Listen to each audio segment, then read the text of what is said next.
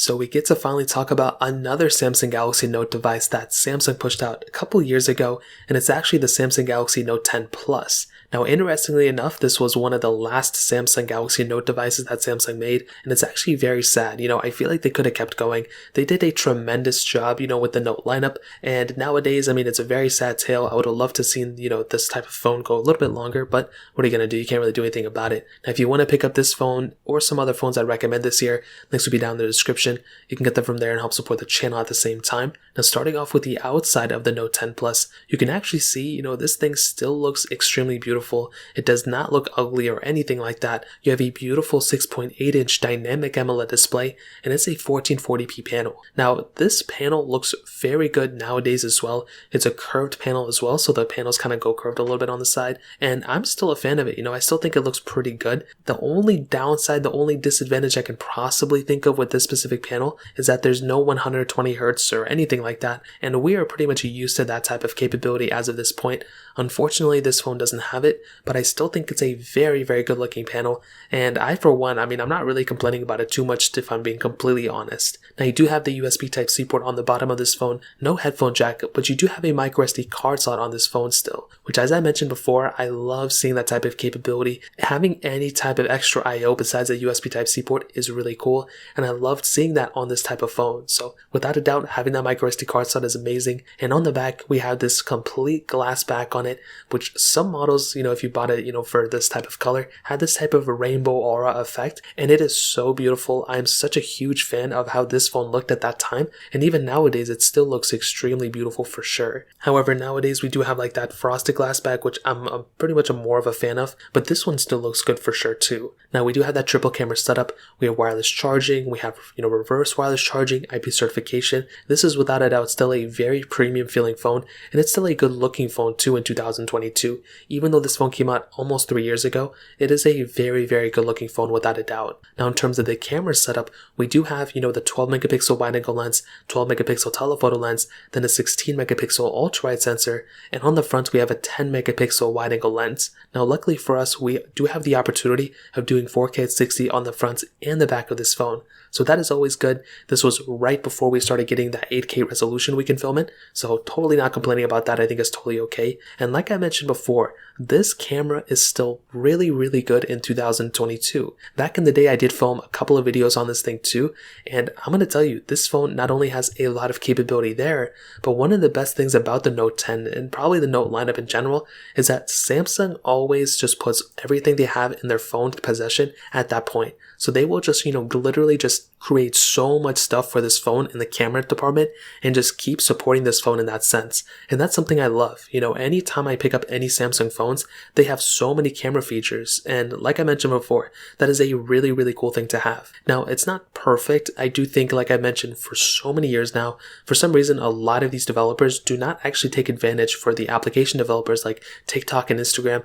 They don't take advantage of the full camera UI and the full camera, capabilities within their applications, and that is kind of sad. So even though this camera, from its stock Android app looks really good, unfortunately, when you do make your way over to some of those applications, they may not look the best. So kind of a disadvantage. It's not a big deal, but it is one of those things to keep in mind. So in terms of the camera setup, I think it still looks great, and it's still one of its biggest features for sure. Now, one of the more weirder aspects of this phone, and one of the reasons why I probably wouldn't recommend buying it, is the future of this device. Luckily for us, it still did get an extra year of software support, but strangely enough, it seems like it's probably on its last leg right now. One UI 4 is looking to be its last version of software that it's getting, and that is another kind of sad aspect of it, I think, like I mentioned before, one thing about Samsung phones is that the hardware just always outlasts the software, and you don't want to get a phone and already have it outdated. And even though the Note 10 Plus's hardware is still very relevant, and it still looks beautiful, it still feels really good, unfortunately, like I mentioned, you don't want to get a phone and already have it, kind of on its last leg of software, and that is kind of the problem here. So what I will tell you is that I don't have a problem with the Note 10 Plus. I think One UI, it's a person's interest. If people like it, then they like it. Me personally, personally am not a fan of One UI, but I just wish Samsung would continue to support these phones for a much longer period of time. I think if they can do that, that would make a lot more people involved in the, Samsung ecosystem, and I think more people would be in love with these phones, to be honest, and more people would use them. I don't really see too many people using the Note 10 Plus, and maybe that has something to do with the software, if I'm being honest. So in terms of that covers up the longevity aspect of it. Now in terms of the performance, this device does have that Qualcomm Snapdragon 855 chipset inside of it with 12 gigs of RAM on both models that it came out with. Now that is still a lot of RAM to have on a device. If you look at pretty much the market nowadays, we still don't really have a lot of phones that are, getting 12 gigs of RAM on those base models. For example, the S21 that just came out, last year, that one still has 8 gigs of RAM, and there's a lot of phones across the board. I mean, iPhones pretty much have half the amount of RAM as this thing. Totally different ecosystems though, but still 12 gigs of RAM is a lot. Now, in my opinion, as I mentioned for many years now since this thing came out, this performance is still pretty good. I don't really have too many complaints about it, and I do think if somebody's going to go ahead and pick up this phone, you're still going to have a pretty fast phone. Unfortunately, with every single software version that comes out, it does kind of hinder, it doesn't hinder, it just kind of takes a little bit out of this phone's performance over time. I think this phone's performance is still really good for the most part though. For its age, it's approaching 3 years old this year, and it's not a completely old phone, but for a Samsung phone that's only getting on one more version of software left, which is One UI 4, which already pretty much came out for this thing, you are kind of approaching its last leg. So keep that in mind. And I don't know why I say last leg so much, but I do think in terms of everyday performance, this is a perfectly fine phone. You're going to have no complaints about it whatsoever. If you're somebody who just talks and texts and Snapchats, TikToks, things like that, you're going to have a perfectly fine experience with this type of phone. Even if you go up a notch and you try to do things, like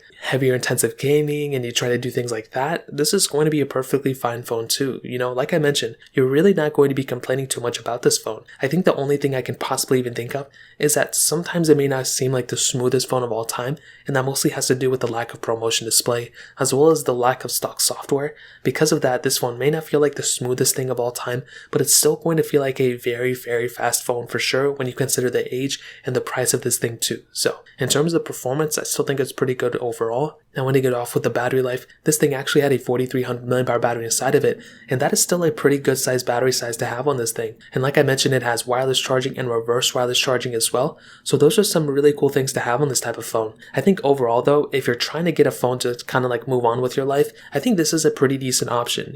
I think the battery life of this thing will last you for a period of time. I mean, it's definitely degraded over time, and actually for 4300 mAh nowadays, we're now approaching that 5000 mAh battery on all of our devices. So at that time, this was a big size battery, but nowadays it may have actually gone down a little bit, which is pretty crazy to say. So in terms of that covers it up there. Now overall, I mean, I'll definitely tell you, I think the Samsung Galaxy Note 10 Plus is still worth it for the majority of people watching this probably. I think the only issue that I have is the lack of software that's probably going to be coming out for this thing. Like I mentioned before, I would hate to recommend a phone that people are going to pick up and then it's automatically going to be outdated. And although it's not automatically outdated, it's starting to kind of approach that experience, and that's kind of the sadder thing. I think this phone is still worth it in so many different ways, but I think the Note 10 Plus, it's one of the last, Note devices that Samsung pushed out. So I think that deserves some credit there too. I think overall though, if you were to pick up one of these phones, I would probably recommend picking up the Note 20 Ultra, or maybe even picking up and waiting for the S22 Ultra,